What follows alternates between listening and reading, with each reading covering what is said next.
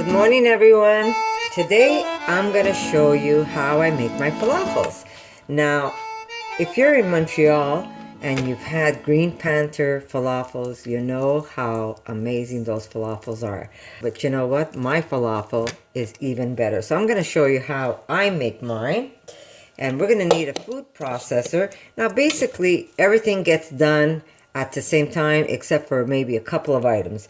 So we're going to start off with not canned chickpeas. We want chickpeas that have been soaked 2 days, like overnight, or you can also, if they soak even longer, they get a little softer. You could even sprout them if you want. For instance, if you, let me push this aside. Once you soak these, what you can do is put them in a jar with a little net on top, put them upside down, and every day or every couple of hours, you rinse them, put them upside down. Eventually, you're going to see a little sprout at the very end of your chickpea. These have just been sprouted just a tiny bit, but you can just soak them. If you don't want to sprout your chickpeas, you can just soak them overnight and those will do just great. But if you get the canned chickpeas, they're very soft. You're not going to get the same texture. So the idea is to either soak them overnight, put them to soak in the morning, come the day after, rinse them, and then do your stuff. Or you can soak them overnight and then let them sprout for a day if you want, the way I did it. And that is leaving the jar upside down with a net on top. And you just, it's a little better for you. Now, you don't have to, but if you do let them sprout just a tiny little bit, like a day of sprouting, it is a little better for you. So we're going to start off with these beautiful chickpeas that were soaked and sprouted just a little bit. And we're going to put those into my food processor. And we're going to put 3 cloves of garlic. Now, you want to put more, you put more. It really is up to you how garlicky you want it. So I am going to start off with 3. And if I want to add maybe a little, I'm just going to put this aside. I just need to gather my skins.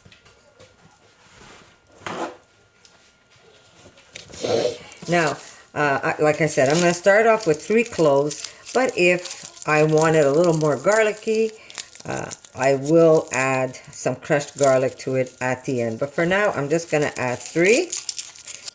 And you wonder, why is that my recipe always changes a little? Sometimes I have 4 cloves of garlic, sometimes I have 5.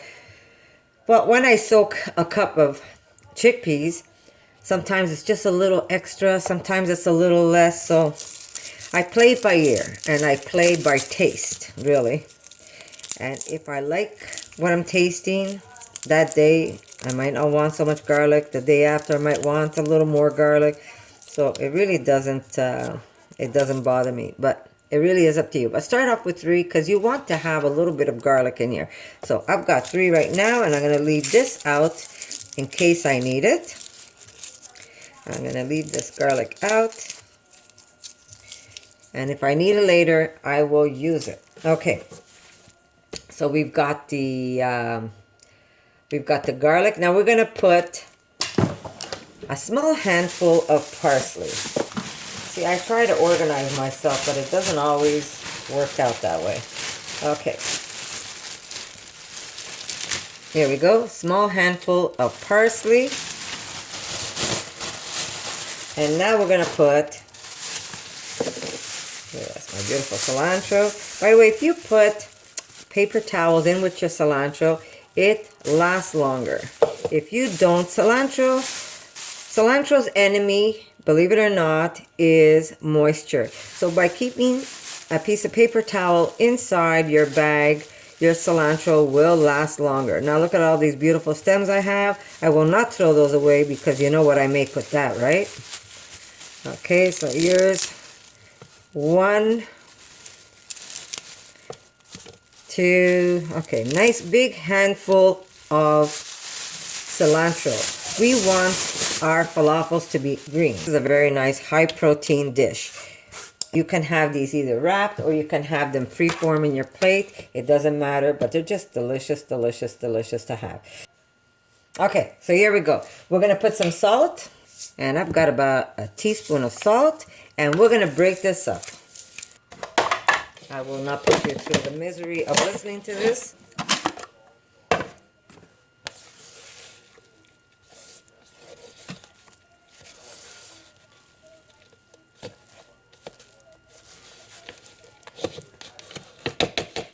Okay, now at this point, we're going to squeeze our lime in there so we could keep that green nice and bright. We're going to put also some lime zest, not rinds. I keep calling it rinds, but it's not rinds, it's zest. I was corrected, and you're right. So we're going to put the zest of 1 lime.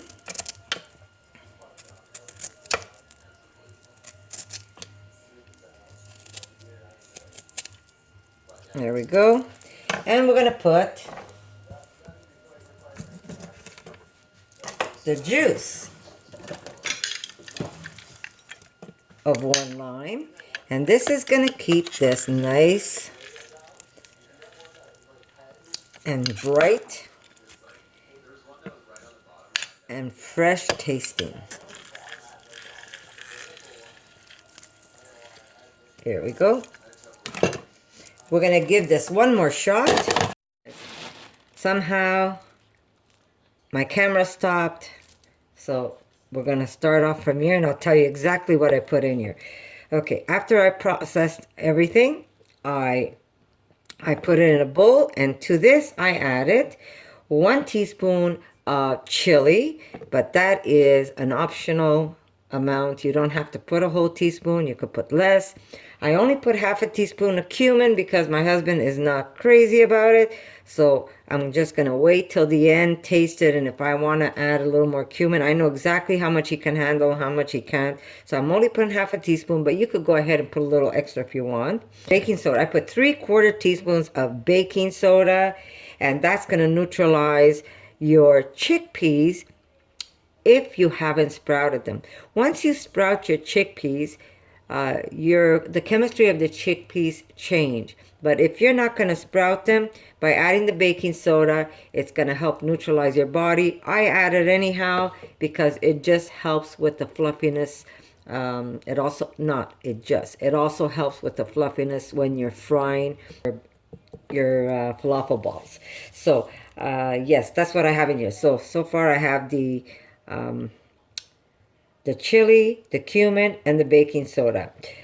We will add to this 2 tablespoons of olive oil. Now, if you want to do the fat-free thing, don't put in your olive oil. Now I'm going to mix this up, and then I'm going to add some flour to this. Okay, I just want to make sure I got a good mix. Now, I did taste it. I will put a little extra garlic, but again, you don't have to. The falafels are nice when they have that nice little garlicky taste. Just don't go on a date after that. Now, if you want to continue having this as a gluten-free recipe, you can add some oat flour to this, or you can just add plain flour to this, and that's going to kind of pull everything together for you. But I will crush that garlic first. I did taste it. I don't mind having a little extra garlic.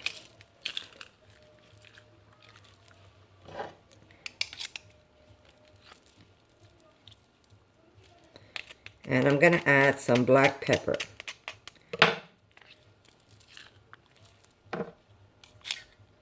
Okay. A little bit of black pepper. About 2 pinches, even 3. Depends how much you like. And now we're going to get a mortar.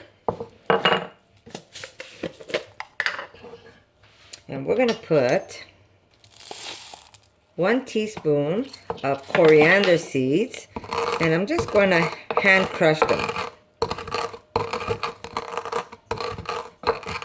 You want to leave those little bits because when you take a bite of this, it really has a nice fresh taste.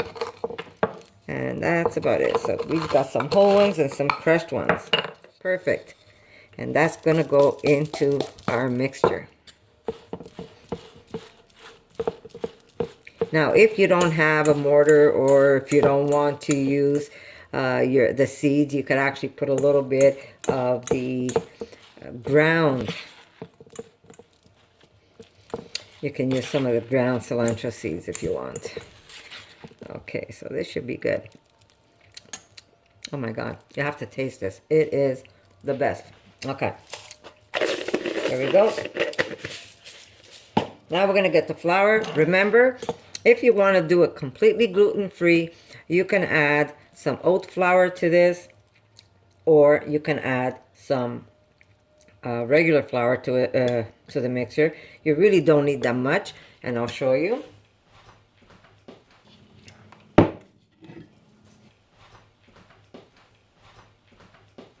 Or what you can do is do half and half. Make everybody happy. But like I said, you could even use a buckwheat flour, but it will change the taste of your falafels. So we've got 1, there we go, 5 tablespoons of flour.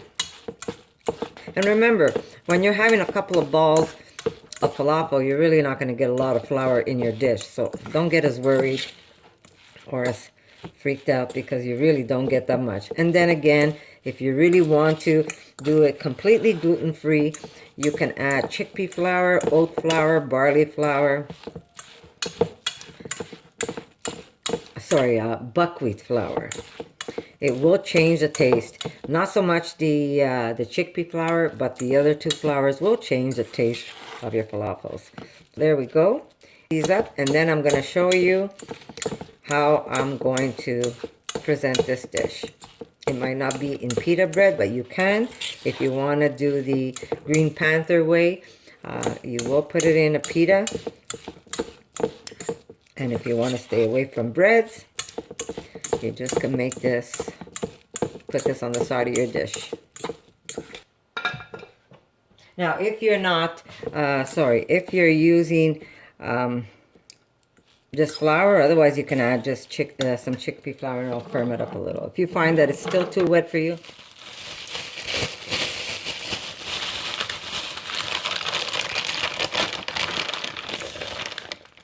there we go. And that will fix that problem. Okay, so I put about another tablespoon of chickpea flour, and that is just perfect. But this is just perfect. There we go.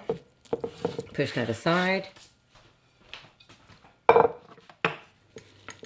So I hope you liked this video, guys.